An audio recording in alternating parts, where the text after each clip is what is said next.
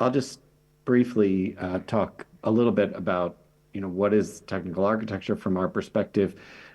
Technical architecture, as we view it, it's about interfaces, it's about system design, it's about principles, and it's also about connecting people and cross-cutting concerns. So a lot of what we do when it comes to our day-to-day work is about connecting different groups, highlighting uh, work that should be connected but isn't, or thinking about how things fit together, thinking about the interfaces between different and the edges between different systems, between different features, and also thinking about how we can root our architectural decisions in core principles, in values that we have and that we've tried to codify in places like the ethical principles. So the tag itself, what is it? Well, we have this charter. We have this. We're defined in W3C charter. That's or in sorry in the W3C process document.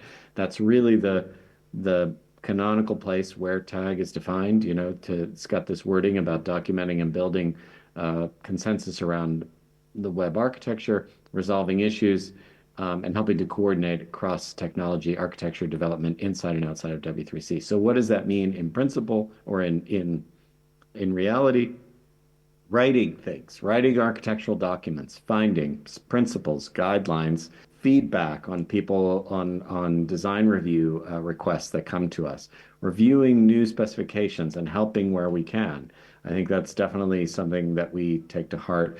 Working with others to identify key emerging topics. That comes back to the whole helping with the technical leadership of the consortium. And importantly, we don't write standards. We're not chartered to write standards. So we have a special relationship with the IP policy in that regard.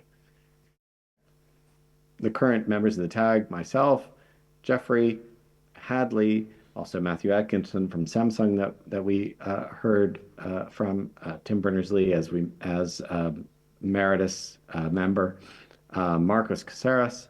We've got Sarvan, who's an invited expert. We got Zhao Chen from Huawei. We're very glad to have Yves Lafon is our W3C staff contact.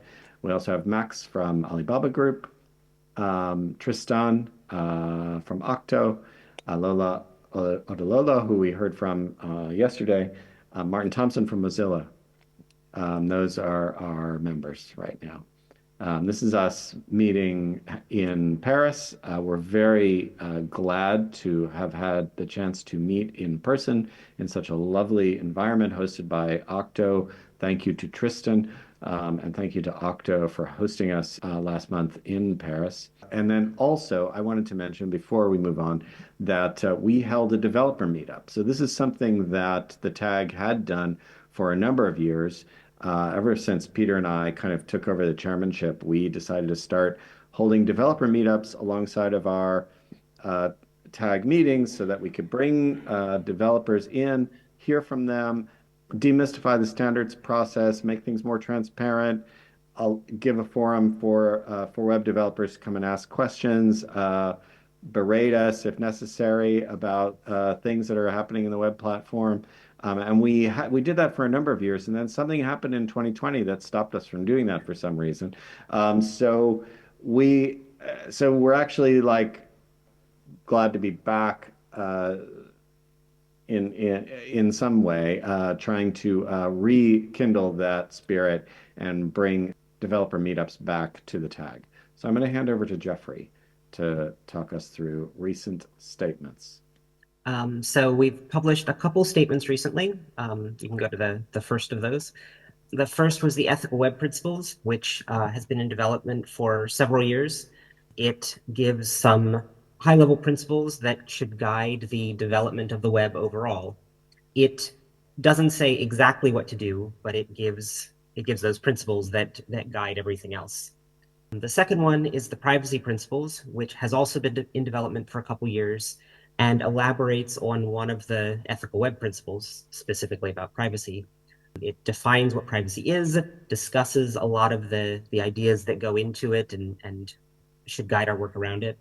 and it gives advice to API designers, browser makers, and web developers, and has a little set of toggle buttons to focus on the principles that are relevant to you.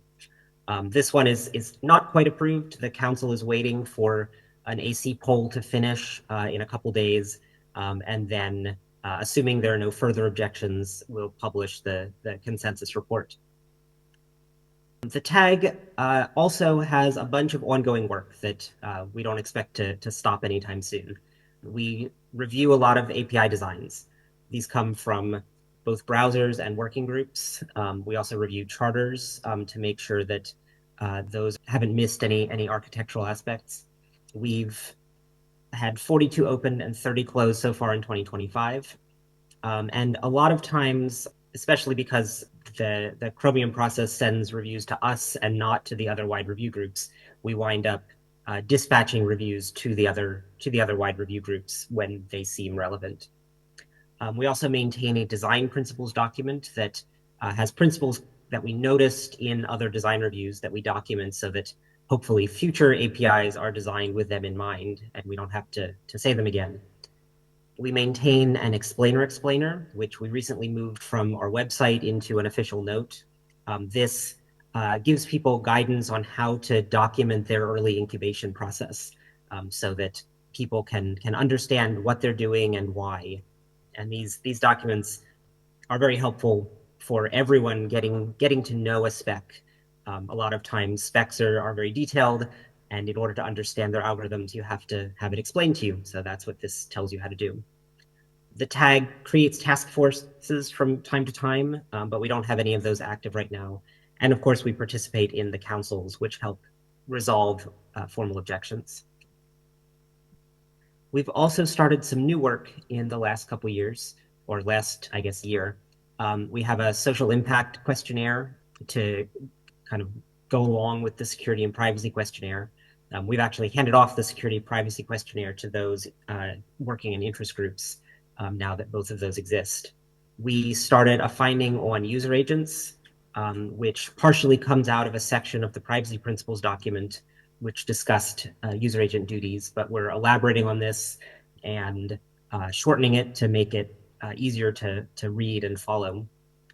We're writing a finding on the digital credentials work to help guide their process.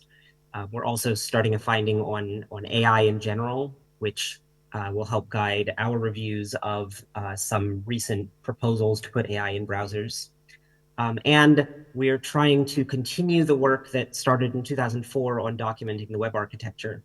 The 2004 document discussed the pieces of the architecture that were designed intentionally, things like URLs, HTTP, and the split between presentation, style, and behavior. This time we're looking at the architecture that has emerged from that design. Things like how users access the web, how they find things, how the web is funded. And so you should expect to see an analysis of that, mostly descriptive to start with, but then hopefully with some recommendations for how to start evolving that intentionally instead of just letting it happen, hopefully by the end of the year. We also started a program that we called Tag Associates, where we can invite extra people to help with our work and also give them an opportunity to show that they are worth voting for in the next tag election. We've invited 5 people so far with a fairly wide range of experience, but we're looking for even wider since the elected and appointed group can only cover so many areas. It's good to have extra perspectives to fill in the gaps. So let us know if you have anyone who you think we would invite. That is all. So we will see you around. Yeah, I think it's worth noting two things. One is that on the explainer, part of the idea of promoting that to become a working group note or a note is that we've found this idea of an explainer to be extremely useful for our tag review process. And we also think that explainers are generally useful and that more working groups ought to be using that pattern as a way to write in a less formal document that with text in it that explains the API, often from a developer point of view, but also articulating the user needs behind it, um, in text that would probably not generally go in a formal spec. And that has been definitely helpful for our reviews, but it can also play a role as being the beginning of API documentation that can then eventually end up on MDN or some other place that developers are using. So part of the idea of elevating this explainer, which used to just be a markdown file, into something a little bit more formal, is to allow it to be used by other horizontal groups in other contexts wherever it can be more useful. So to allow more parts of the W3C to hook into this idea of an explainer.